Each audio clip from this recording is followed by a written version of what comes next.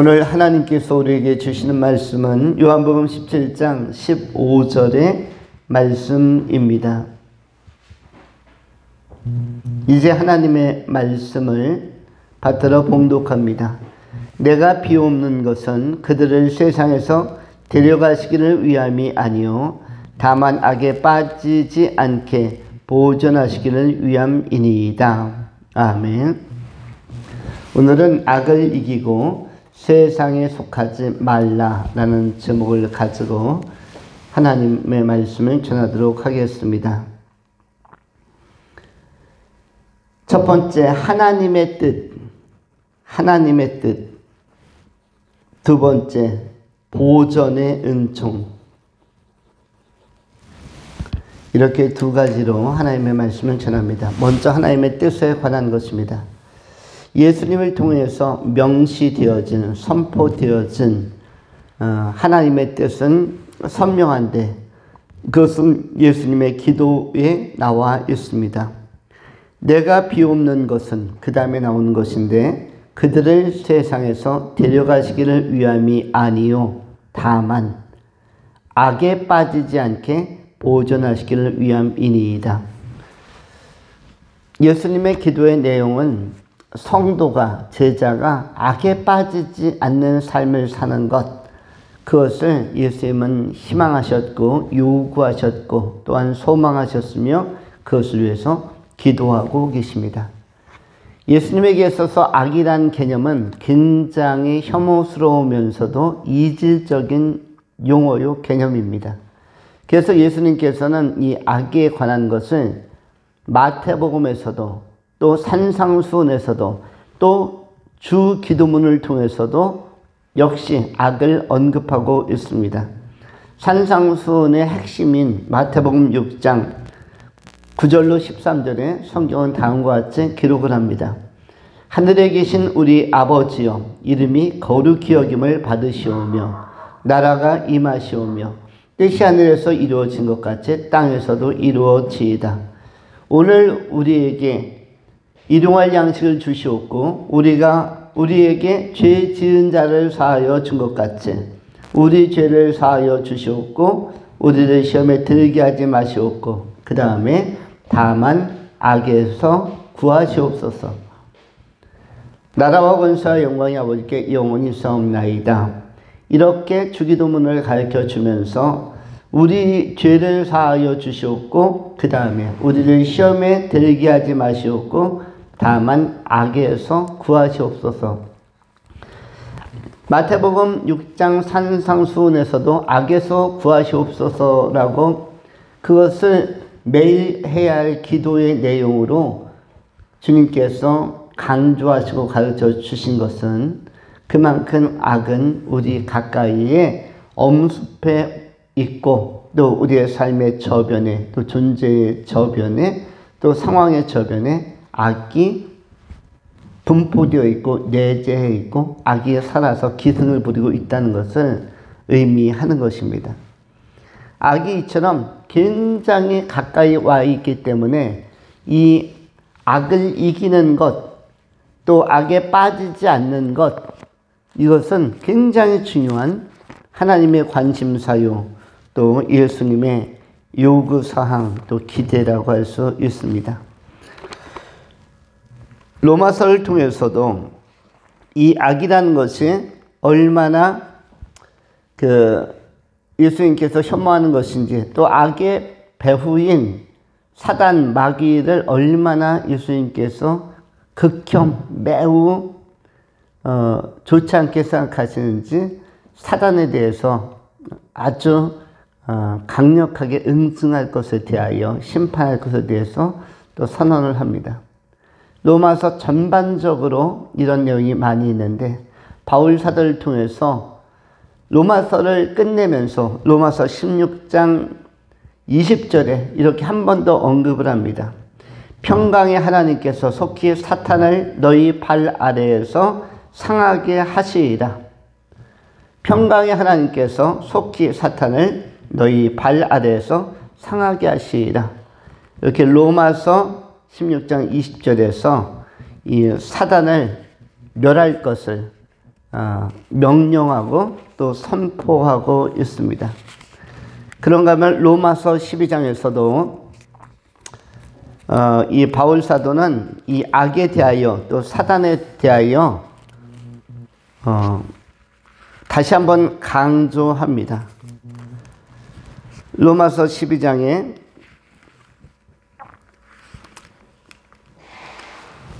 이렇게 시작을 합니다.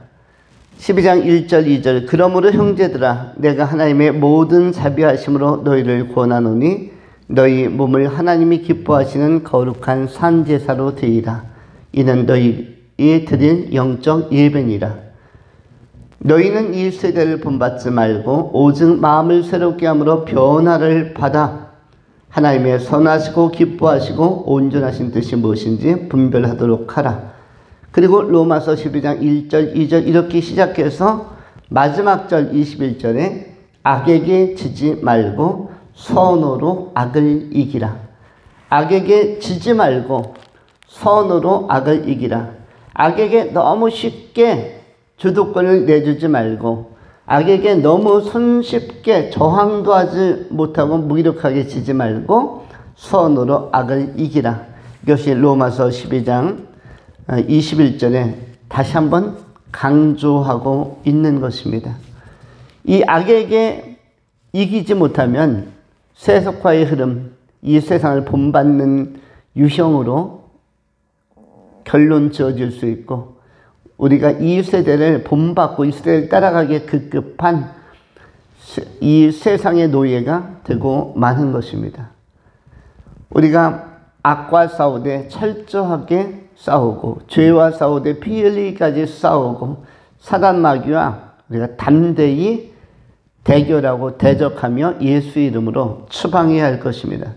로마서 6장을 또한 에베소서에도 걸쳐서 끊임없이 이 영적 전투에 관한 측면을 진행할 것에 대해서 요청하고 있습니다. 에베소서 5장 그리고 6장에 영적으로 깨어날 것과 영적 싸움에서 주도권을 가지고 예수 이름으로 담대히 나아갈 것을 우리에게 권면합니다. 에베소서 6장 10절에 성경이 이렇게 기록을 합니다. 끝으로 너희가 주 안에서와 그 힘의 능력으로 강건하여지고 마귀의 관계를 능히 대적하기 위하여 하나님의 전신갑주를 입으라. 우리의 씨름은 혈과 육을 상대하는 것이 아니요 통치자들과 권세자들과 이 어둠의 세상 주권자들과 하늘에 있는 악의 영을 상대함이라. 그러므로 하나님의 전신갑주를 취하라. 이는 악한 날에 너희가 능히 대적하고 모든 일을 행한 후에 서기 위함이라. 악이라는 단어, 악한 날이라는 단어가 나오고 있고 악한 영이라고 표현하고 있습니다. 악의 영들을 대한 싸움, 또 악한 날에 너희가 능히 대적하고 굳건하게 서기를 권면하고 권고하고 있는 것입니다. 그 악한 날은 우리가 살고 있는 현대일 수도 있습니다. 오늘날이 어떤 날인가? 바울 사도가 예고하고 그리고 조심스럽게 당부했던 그런 영적 전투의 그 최전선, 바로 치열한 영적 전투가 펼쳐지고 있는, 지금은 다수를 살리고 다수를 죽이는 쪽이 아니라 한 사람을 살리는 쪽에 하나님의 영적 군대와 사단 마귀의 악한 군대들이 아주 첨예하게 대립하고 있는 양상이라고 할 수가 있습니다. 대결 구도가 아주 철저한 처절한 자리. 왜 그러냐면 지금은 한 사람을 전도하기가 굉장히 어려운 시대로 돌입을 했습니다. 각 시대마다 각 나라마다 복음이 들어오고 복음이 확성되는 과정이 있었습니다. 그리고 그것이 복음이 접목되어지고 융성하고 활성화되다가 어느 정도 기독교적 기반을 형성한 다음에는 부흥의 시점, 정점을 찍고는 하강하는 것이 유럽 교회나 영국 교회나 이런 또 심지어는 미국 교회까지 나타나고 있습니다. 그런데 이것이 이렇게 유럽이나 복음을 먼저 접했던 나라에서만 발생하는 그런 생장의 과정, 또 소멸의 과정이 아니라 우리 한국 교회도 똑같이 나타나고 있다는 것입니다. 사도행전에도 예루살렘 교회와 안디옥 교회가 활성화되었고, 또 바울 서신에 나타난, 요한 서신에 나타난, 요한 계시록에 나타난 소아시아에 엄청나게 많은 힘 있는 교회들이 있었습니다. 그런데 그 안디옥 교회, 예루살렘 교회, 버가모 교회, 서머나 교회, 빌라델피아 교회, 여러 교회들이, 사대 교회, 많은 교회들이 있었지만, 두아디라 교회 계속 있었지만 지금 한 교회도 남아있지가 않습니다. 라오디게아 교회, 빌립보 교회, 에베소 교회, 고린도 교회, 얼마나 많은 교회가 흥왕하고 또 얼마나 뛰어난 사도들이 이 공동체를 이끌었습니까? 그리고 그것을 이어서 속사도들이 또 이어가기도 하고, 매우 당대에 뛰어난 리더들이 이 교회를 이끌어갔음에도 불구하고, 그리고 1세대 성도, 2세대 성도, 3세대 성도들이 바톤을 이어갔음에도 불구하고 오늘날 이 성경에 나타난 교회 중에 단 한 교회도 현재 살아있지 않다는 것입니다. 물론 그 이름을 갖다 차용해서 뭐 양주에도 무슨 안디옥 교회 이런 데가 있을 수 있겠지만, 서울에도 안디옥 교회가 있고 곳곳에 있지만 이것은 이름만 빌려온 것이고, 성경에 원래적으로 나타난 이 초대교회의 위용과 생명력은 이미 사라진 지 오래인 것입니다. 이러한 과정에서 우리 한국교회도 한 영혼을 살리는 것, 한 사람을 살리는 것이 엄청나게 어려운 양상과 조짐을 보이고 있습니다. 수평 이동으로 초대형 교회로 몰리는 이른바 메가처치 현상은 나타나고 있습니다. 그런데 메가처치, 보통 메타처치 하면은 생명력 있는 교회, 메가처치는 규모만 큰 교회, 그것이 메가처치인데, 이단도 메가처치를 형성하고 있고, 그리고 일반적인 교회도 끊임없이 메가처치를 지향하고 있습니다. 그래서 각 지역에 있는 생명력 있고 건전한 교회들은 사람들이 잘 모이지 않고, 차라리 이단도 좋으니까 큰 데로 가겠다 해서 이단은 단 한 이단도 소멸되지 않고 모든 이단이 10배, 100배 성장을 하고 있습니다. 이단 가운데 규모가 줄어드는 이단은 단 한 이단 단체도 나타나지 않습니다. 정말 신기하고도 기이한 일입니다. 이것은 무엇이냐면, 사단 마귀가 이단이라는 집단을 통해서, 종교 집단을 통해서, 사이비 집단을 통해서 너무나 많은 영혼을 사냥하고 강도로서 탈취하고 도적하고 있는 것입니다. 요한복음 10장에 예수님께서는 선한 목자라고 선언하셨습니다. 그런데 삭군 목자들이 있다. 양도 제 양이 아니다. 다 훔쳐온 양이다. 이렇게 기록을 하고 있습니다. 그런데 이 메가처치, 규모가 큰 교회의 위험이 있습니다. 초대형 교회의 위험. 사실 초대형이라는 것은 어느 지역에서나 흡수하고 흡인해가는 파괴력이 굉장히 큽니다. 우리 백석 지역을 대표했던 국민마트라는 알찬 슈퍼가 있었습니다. 국민마트 하면은 서울 북부를 포함해서 경기도 지역의 한 10여 개 군데에서 어디에 가나 알차고 저가로 아주 그 효용 가치가 높은 그런 그 서민들에게 어필하는 생활의 터전과 기반을 제공했던 곳이었습니다.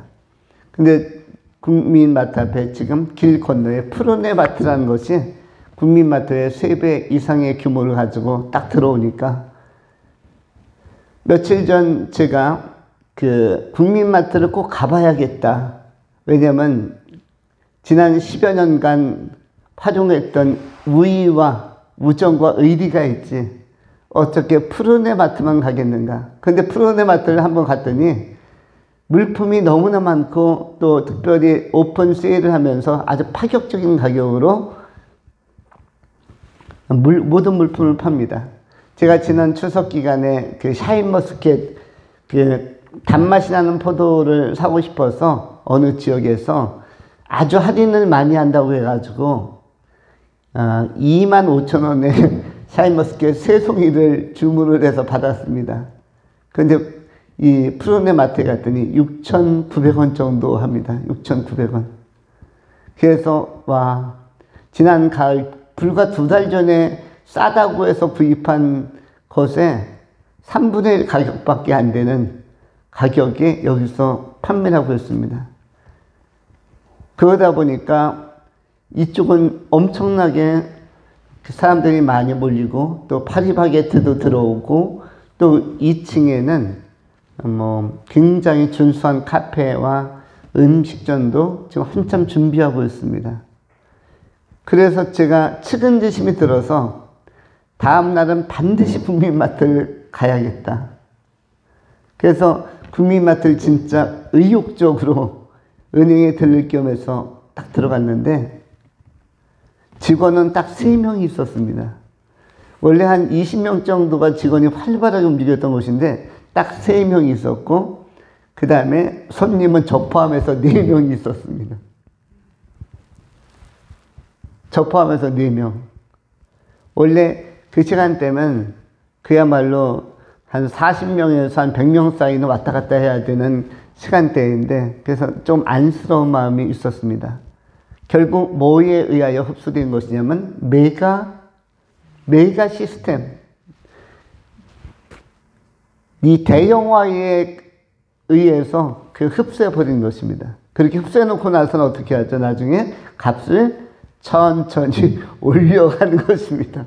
값을 다시 천천히 올려가면서 하나의 그 대형 슈퍼, 그동안에 서민들에게 어필했던, 국민에게 어필했던 그 마트는 이제 매각이 되거나 사라지고 다른 용도의 창고로 전용되고 그리고 흡수 통합한 다음에 서서히 그 단일화를 통해서 가격을 올려가면 서민들은 다시 당하게 되는 것입니다. 그런데 이런 대형화의 문제가 사실은 교회 쪽으로도 불이 붙어 있고 교회 쪽에서 똑같은 양상으로 전개되고 있다는 것이 대단히 위험한 것입니다. 대형화의 현상이 그렇게 좋지 않은 것은 예수님께서 대형화를 한 번도 추구해 본 일이 없습니다. 예수님은 오병이어의 현장에서 5,000명이 넘는 사람들, 어린아이들과 여성까지 포함하면 약 2만 명 정도가 모인 곳에 환호하지 않았고 그것 이후에 오병이어의 현장 이후에 산상수훈을 선포하고 십자가 보혈의 복음을 선포한 이후에 이 말씀이 어렵도다 하면서 다 떠나가고 12명이 남았습니다. 이른바 메가처치 분위기였는데 밥을 먹을 때까지 밥 다 먹고 나니까 배가 부르니까 아주 협소한 자그마한 메타처치 12명 생명 공동체로 이렇게 정말 알짜만 남게 되었습니다.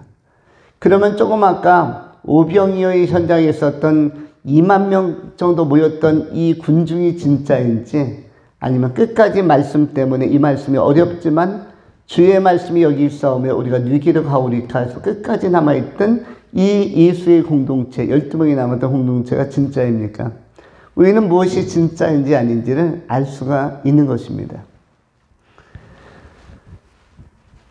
이 시대는 대형화의 흐름에 우리가 현혹되기가 쉽지만은 이 대영화는 오히려 대영화의 속도는 이단이 훨씬 더 강합니다. 이단 교주가 죽어도 이단은 번성하며 이단 교주가 구속되어도 JMS의 정명석 구속되어도 만민중앙교회 이재로 구속되어도 형을 10년 20년 받아도 끊임없이 번성하며 통일교 교주 문선명이 죽어도 통일교는 건재하며 여호와의 증인을 세운 교주들이 다 죽었음에도 불구하고 여호와의 증인은 미국을 넘어 일본을 넘어 우리 한국과 상당히 많은 나라에 번성하고 있으며 안식일교도 마찬가지고 교주들은 이미 다 세상 떠난 지가 오래되었습니다. 근데 이단들만 남아 있습니다. 그래서 대형화에 속으면 절대로 안 됩니다. 근데 오늘날 얄팍한 시각을 가지는 사람들이나 얄팍한 믿음을 가진 사람은 대형화에 막 흔들립니다. 이것을 사단마귀가 도구로 쓰는 것입니다. 그래서 지금은 우리가 의미 없는 다수가 아니라 의미 있는 창조적 소수, 의미 있는 공동체를 우리가 꼭 세워가고 또 찾고 또 지켜가고 보존해가야 하는 것입니다. 우리 주님께서는 끝까지 예수를 닮은 사람을 원하고 계시고 악을 이기고 세상에 속하지 않는 사람을 가장 이상적인 그리스도인으로, 이상적인 제자로, 이상적인 하나님의 백성으로 간주하고 있다는 사실을 기억해야 할 것입니다. 우리가 버디지만 예수님의 공동체도 그 예수님의 그 은혜로운 말씀이 있고 놀라운 기적이 있고 권세가 있었음에도 불구하고 십자가에 달리실 때까지 계속 12명을 아주 일관되게 유지했습니다. 그리고 십자가 달릴 때쯤 해가지고 한 명이라도 더 는 게 아니었습니다. 제자들 가운데 가룟 유다는 한 명은 더 줄어들었습니다. 십자가 달리고 나서 가룟 유다는 회심하는 자리에 들어가지 못했고 주춤거리다가 자살을 하는 바람에 자결을 하는 바람에 아겔다마라는 수스밭에서 목을 메고 세상 떠나는 바람에 오히려 12명의 공동체는 11명의 공동체로 축소되기도 합니다. 그래서 급하게 사도행전 1장에서 제자의 수를 마띠아라는 제자를 선출해서 12명을 채워가기도 합니다. 참으로 중요한 것은 악에게 지지 않으려고 하는 이 건전한 사고와 의식, 그리고 하나님의 뜻을 따라 살겠다는 반듯한 자세를 가지고 말씀의 지반 위에서 견고하고 견실한 믿음을 형성하면서 천국 영광의 나라를 향해서 일관되게 경주해가고 전진해가는 지혜로운 종들이 되실 수 있기를 축원합니다. 두 번째로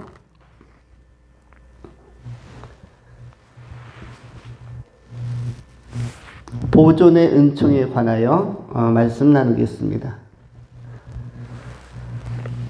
마태복음 7장에서도 예수님께서는 생명으로 가는 문, 생명으로 가는 길, 생명으로 가는 사람들이 삶의 과정을 어떻게 걸어가고 있는지를 소개합니다. 마태복음 7장 13절로 14절, 좁은 문으로 들어가라. 멸망으로 인도하는 문은 크고 그 길이 넓어 그 뒤로 들어가는 자가 많고 생명으로 인도하는 문은 좁고 길이 협착하여 찾는 자가 적음이라.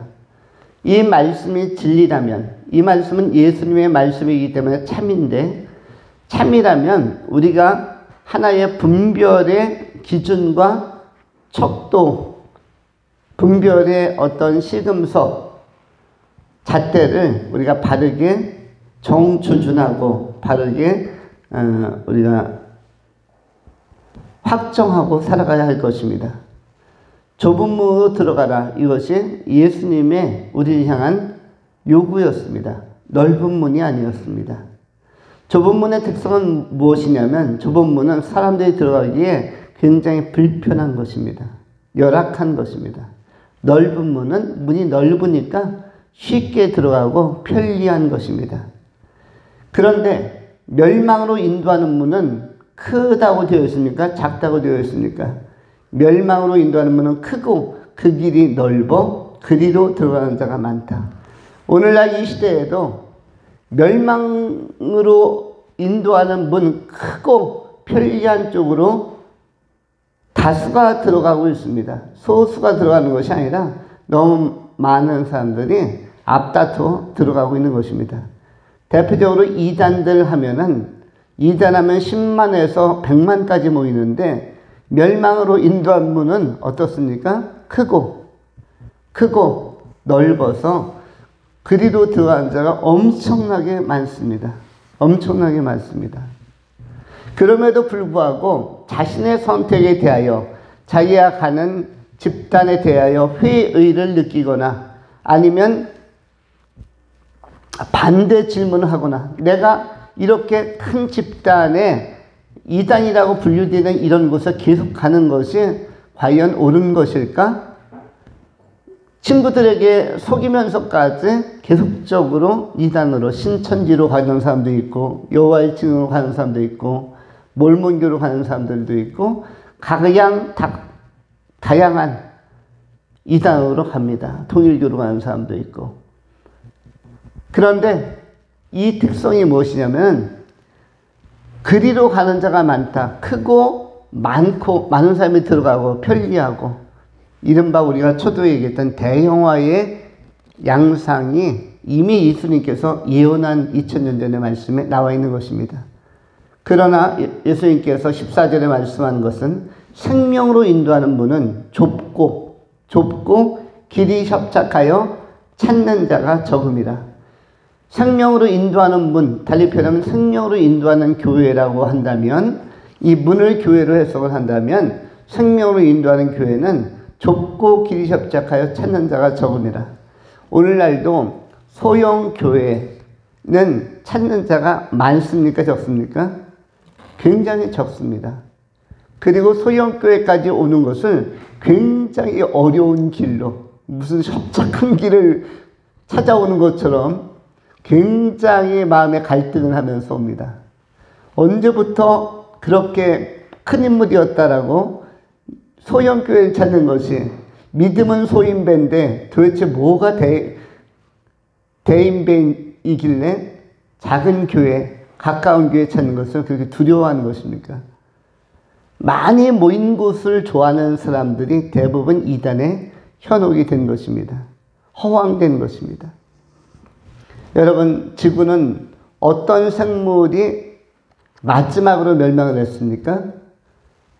우리는 지구가 이 빙하기를 거치면서 마지막으로 멸절한 생명체가 있었음을 알고 있습니다. 공룡의 시대가 있었습니다. 공룡은 작은 생물들을 많이 잡아먹었습니다. 그리고 나중에는 뭐만 남았죠? 거대 공룡만 남았습니다. 그리고 마지막 공룡들이 더 이상 잡아먹을 것이 없었을 때에 그들의 시대가 끝나면서, 그들이 죽어가면서 그 거대 공룡이 쓰러지면서 그야말로 현상적인 빙하기가 강하게 오게 된 것입니다. 역사에서는, 또 과학에서는 그 이후에 신인류가 나타났다. 성경적으로는 노아 홍수라는 이런 위대한 사건, 거대한 사건을 통해서 다음 세대가 노아와 더불어서 출발했다. 성경은 그렇게 이해하고 해석을 합니다. 북쪽과 남쪽으로 몰려간 물은 빙하를 형성하고, 그 전까지는 창세기의 구조에서 하늘에 물들이 있었습니다. 하늘에 물들이 있었고, 창세기 1장에 하늘에 궁창 위의 물과 궁창 아래의 물이 있어서 하늘 위의 물과 아래의 물이 있었고, 이 궁창의 물들이 노아 홍수 기간에 40일 동안 지구에 쏟아지면서 물층이 깨지면서 뜨거운 열대지방이 형성되었고, 그리고 그 햇빛이 닿지 않는 곳은 남극과 북극으로 얼음이 얼어붙어서 빙하 대륙을 형성하게 됩니다. 그래서 러시아나 또 이 시베리아 같은 데서는 그 공룡 시대에 살았던 맘모스 같은 그 어떤 유물 내지는 또는 옛날 공룡의 자녀들이 나오면서 그 가운데에서 푸른 풀을 뜯어먹은 그 윗장을 열어보면 푸른 풀들이 아직도 있다고 합니다. 이 말은 뭐냐면 시베리아도 그 당시에는 뭐였다? 궁창 위의 물과 궁창 아래의 물이 있을 때는 온실처럼 비닐하우스처럼 다 따뜻해서 온난화되어서 아열대 기후를 형성해서 시베리아 그리고 러시아에서도 그 추운 곳에서도 푸른 풀이 자랐고 온 세계가 살기 좋았다는 것을 의미합니다. 그런데 이 물층이 깨지면서 노아의 홍수의 심판을 통해서 급격하게 살기 좋았던 그리고 온화했던 날씨가 급 냉각되면서 햇빛이 잘 들지 않는 지역에 몰렸던 물들이 북극으로 남극으로 이렇게 빙하를 형성하게 된 것입니다. 그래서 그 시기를 빙하기라고 하고 인간의 상당히 많이가 멸절되었고 물론 공룡도 멸절이 되었습니다. 그런데 거대 공룡이 맨 마지막에 멸절이 됩니다. 이와 같이 거대 공룡, 이른바 공룡,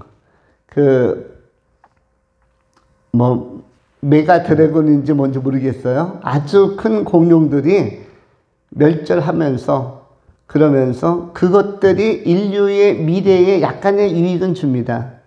뭘로 유익을 줍니까? 뭘로 유익을 주죠? 화석연료로. 석탄과 석유로 인류에게 많이 유익을 주긴 합니다. 후대에.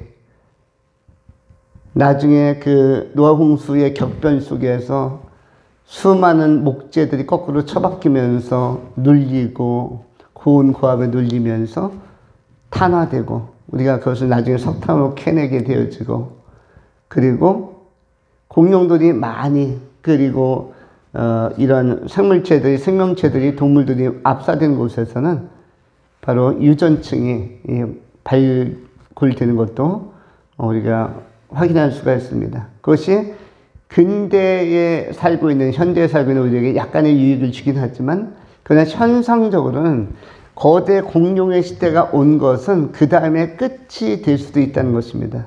오늘날도 지역마다 잔잔한 교회가 고을마다 마을마다 활성화되는 것이 중요한 것이지 거대 교회만 몇 개 있어서 그 교회에서 분란이 일어나고 그 교회에서 다툼이 일어나고 분열이 일어나고 그 교회에서 복음이 변질되어 이단으로 바뀌고 이러면서 망가지는 것은 결코 건전하지 않은 모습이라고 할 수가 있습니다.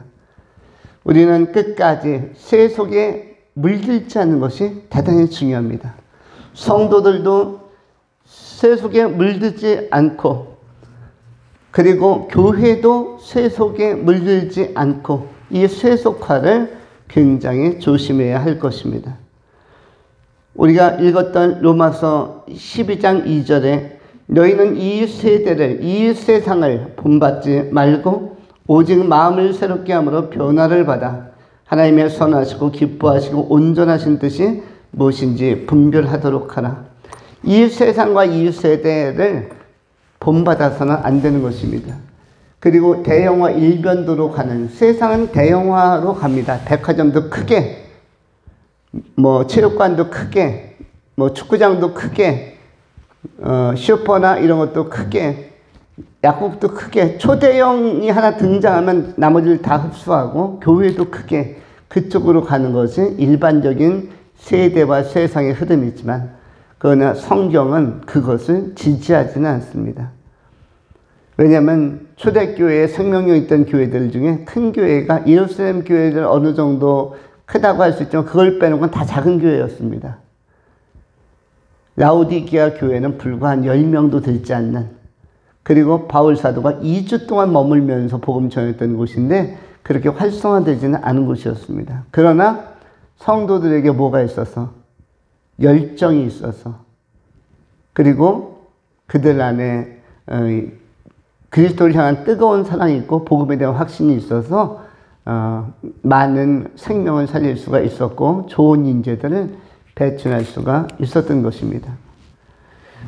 우리 또한 하나님의 보존, 하나님의 사랑에 의하여, 손길에 의하여 말씀으로 보존되어지는 그러한 성도, 그런 교회가 되어야 할 것입니다. 이런 교회와 이런 성도들에 대하여 예수님께서는 어떤 교회, 어떤 성도라고 말씀하셨습니까?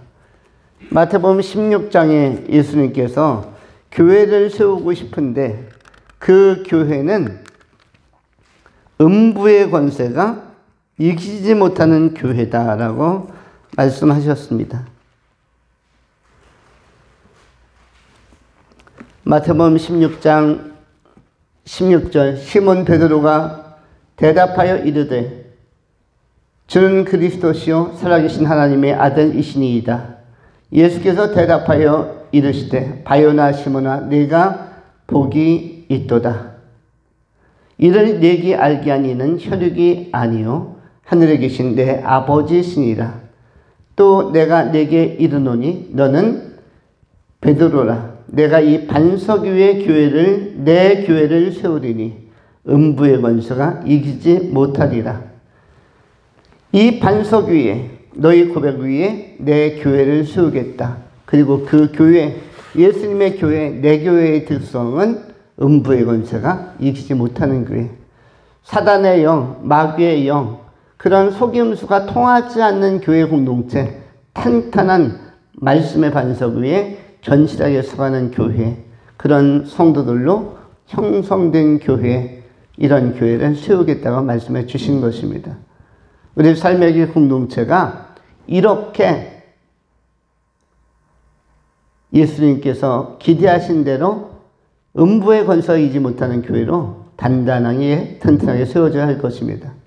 지난 3년 동안 코로나 팬데믹 현상의 시기에도 우리 교회 공동체는 예배를 언제나 정확하게, 그리고 모든 예배를 잘 드리고 주일 1부, 2부, 수요예배 계속 드리면서 또 성가대도 단 한 주도 쉬지 않고, 그리고 식찬도 성도의 교제도 한 주도 빼놓지 않고, 그리고 여름 수련회도 단 한 번도 빼놓지 않고 모든 것을 정상적으로 하였는데, 이러한 교회는 지구에서 없는 교회, 그 당시 기간만 하더라도, 코로나 기간만 하더라도 이런 교회는 찾기가 어려운 교회였던 것입니다. 수련회까지 정상적으로 하는 교회는 없었을 것으로 생각이 듭니다.